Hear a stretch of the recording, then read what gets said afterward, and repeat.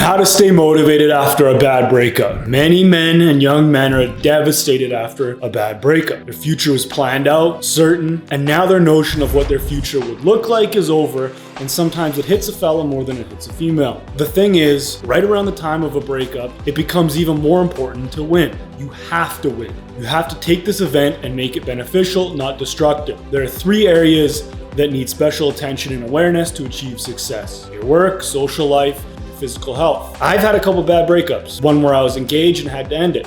Another where I was younger and it just wasn't going to work out. In both instances, I succeeded in some ways and failed in others. Hindsight, however, is a lovely thing. Engagement, looking back at it now, assessing how I acted after it happened, where I was weak and where I was strong, how the entire relationship will help me moving forward, and how it helped me become a better person or a better man in the process. But there are areas where I still failed, just as I'm sure there are areas where you're failing or have failed post-relationship. But there is a way to not only stay motivated after a breakup, but to improve your life exponentially as a result of it, no matter how blindsided or painful or angry you may be. So let's get into it. Number 1 is dial in your routine and habits. People rely too much on motivation and being in a good emotional state. They work out when they feel like it and they don't when they don't. They finish every task when they're motivated and take days off when they're not. This is a horrible way to do things. It'll ensure money troubles in your future, a lack of confidence in your present, and you won't be as happy as you can be if you took another approach. This is one area where I dominated post-breakup. Without having someone around,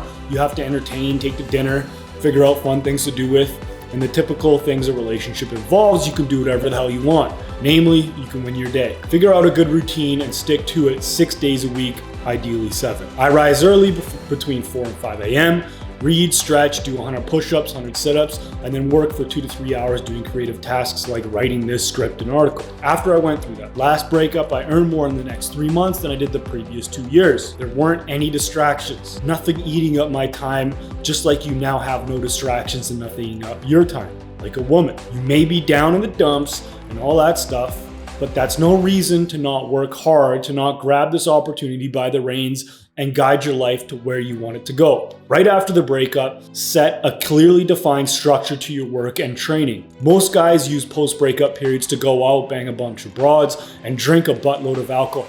After which they feel empty, they waste their money, and they are behind where they were during the relationship. Avoid this tendency. Wake up at the same time 6 days a week. Read, work, think, plan, and get your routine to a point where all of this becomes automatic, regardless of your emotional state. Number 2 is set a massive goal for your life. So I started a new company right after the break. I had an idea while I was in the relationship, and as soon as it was done, maybe a month or 2 at most, I started a new company. I took every single penny I had, added some debt, and took a risk.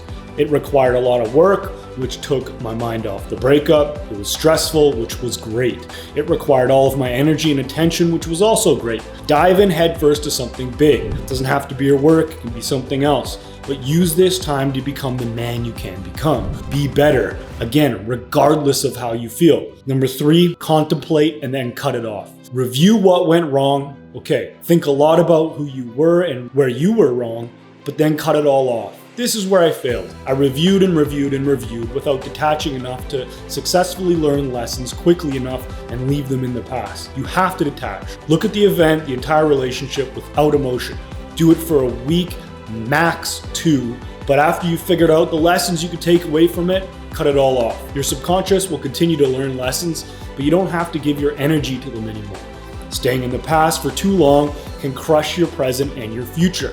Killing the past is something necessary because spending too much time in the past is like dragging around a ball and chain. You can't move forward if you're holding onto your past. Reviewing and learning from your mistakes is a must, but you don't need to spend too much time doing it. Pull out a pen and paper, write down what you're thinking, who you became that you didn't want to become, why she was wrong for you, how you didn't act like a man or the man, and commit to never doing that again. You're the man whether you know it or not. There's nothing in this world you need that you don't have to become truly great. Sometimes we don't act like it.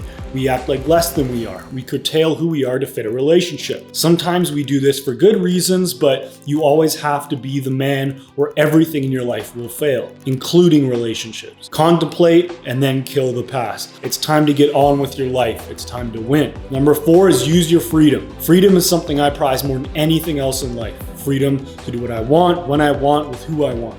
freedom to work on what I want, even what I don't want to work on, because I know it helps me get what I want. After the last breakup, I went to England, Italy, and Israel. Traveling, even just getting out of your own neighborhood, allows you to live in the present without trying to live in the present. It reminds you of who you want to become. You can flip a switch when you travel and be that guy. You can break free from the social tendencies you had over the past year, 2 or 10 of the relationship that just ended. So go be free. Be the guy you can be when you're free, and bring that guy back home with you. When you travel, do exciting stuff. Go on adventures, go to dangerous places, try new things, meet a lot of women. Do the things that you were craving to do while you couldn't do them because you had the old ball and chain weighing you down. Number 5, don't go back. If you break it off, or if she breaks it off, it's over. Maybe a few years from now you can rekindle things, but not anytime soon. Get rid of that desire to go back. Whoever you both are right now are meant to be apart. You're supposed to break up. This goes in line with killing the past, but it specifically has to be addressed. Just don't go back. Your life is in front of you. Number 6, forget about being motivated. Chase the new. You don't need motivation. Motivation will come with victory. The more wins you have with work, the better shape you get in, the more new experiences you have, the motivation will come. But your actions and habits have to lead to it. And chase the new. Chase the exciting. That's living. Newness is great. We feel alive with new experiences, challenges, and so on. Now is the time to try new stuff you've always wanted to try, but didn't have the time for or the resources to do it. Start being the guy you've always wanted to be. Number 7, maybe the most important of all, is get in the best shape of your life. This should be number 1. It's the most important, oddly enough. The body can lead you out of depression, despair, or any negative emotion. Getting dialed in with your training is the most important thing you can do to win post-breakup. Train like an animal, eat right, slowly watch your body change and see your mood and emotions, your attitude, your energy change along with it. Give it time, get in a routine where you're lifting 5 days a week, doing 3 to 4 days of cardio, playing sports, walking a couple times a day, and getting after it every way you can physically. If you want to work out, I'll put the link in the description below, but we've got a program called the Alpha Workout. It's awesome. Get you in the best shape of your life, broad shoulders, thin waist. I highly recommend it. Now, there are a lot of benefits to breaking up, especially when you realize this wasn't the right lady, simply by the fact that you are no longer together. So man up, start moving forward, start becoming who you can be, reach your potential without anything or anyone weighing you down. That's the only way to see it, is that it's an opportunity. You gotta get started right away. Don't give yourself a week, a month of stupid partying, drinking too much, and being a lazy twat. Get after it. Life is short. You can't afford to waste months on something that you're eventually going to realize was a good thing anyway. As a caveat, to end it, the more breakups you have, if you've got a head on your shoulders, the more you realize that they are a part of life. They make you better in some way or another. Maybe they teach you how to be a man or how to be the man.